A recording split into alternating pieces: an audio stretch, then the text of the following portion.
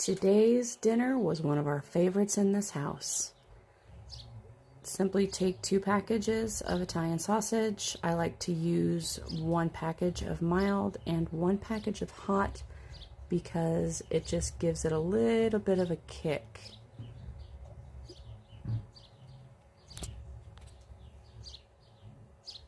Open up both packages, put them in a big old mixing bowl.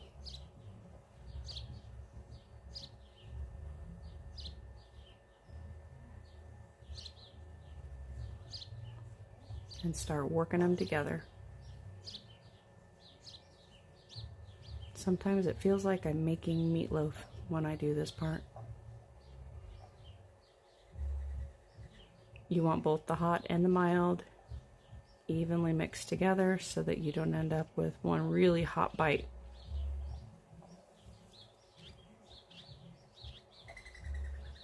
After they're good and combined, you're going to want to use a springform pan, aka cheesecake pan. Take the meat, plop it in there,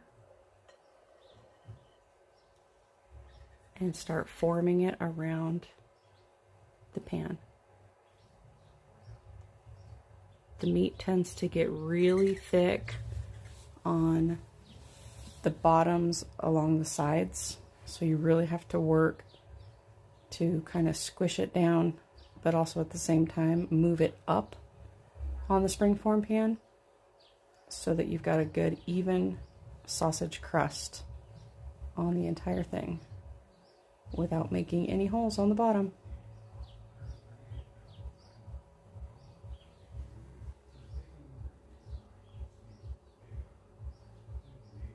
Sometimes it feels like I'm working with clay.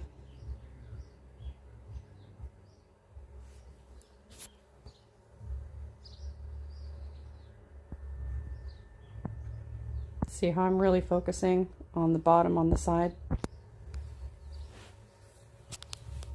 You don't want it too thick on that particular section of the sausage crust, because you want some fairly decent ratios on there.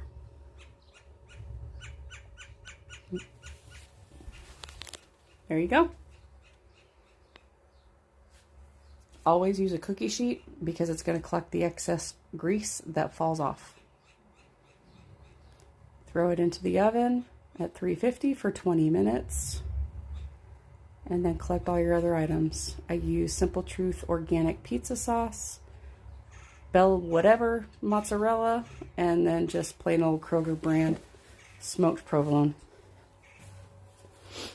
This pizza sauce I like because, yes, it does have 6 carbs, but if you look at the ingredients, nowhere is there sugar or an extra ose, so you're not getting added sugars. See all the grease from cooking it? That's why I do the pan, and then I take a paper towel, dab it in there to collect all that excess grease that's inside on the sausage crust, because you don't want all that in there.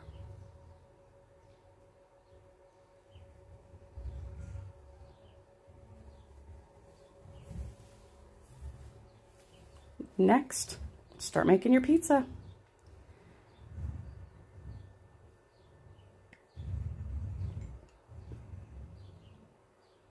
I forgot to get a spoon.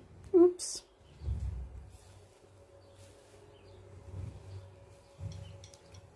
Now, I don't think I use any more than about 1/4 cup for the entire sausage crust pizza. So no, I'm not going overboard with regards to the sugars that we're getting from the pizza sauce and the tomatoes. This entire pizza will have 6 grams of carbs,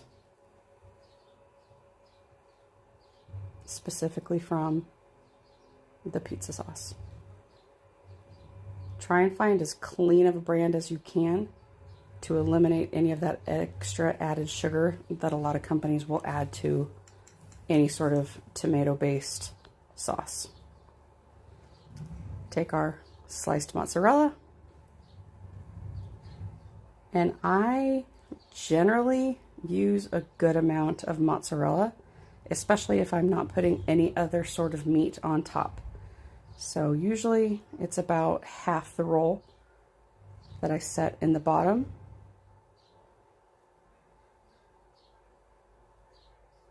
And slightly up around the top. If you're OCD like me, you're going to see how I move the cheese so that things even out.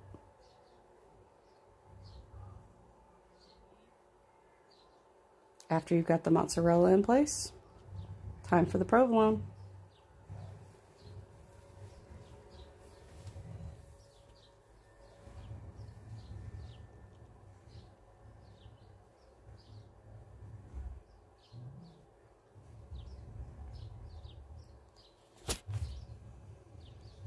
I may or may not have issues opening up the package at this point.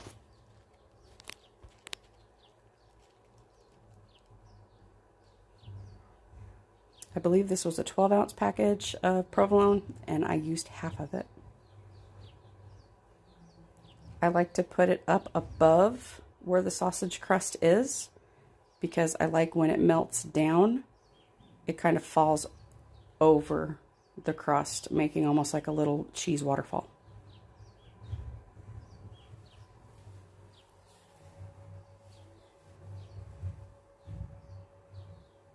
Don't you hate it when your cheese sticks together?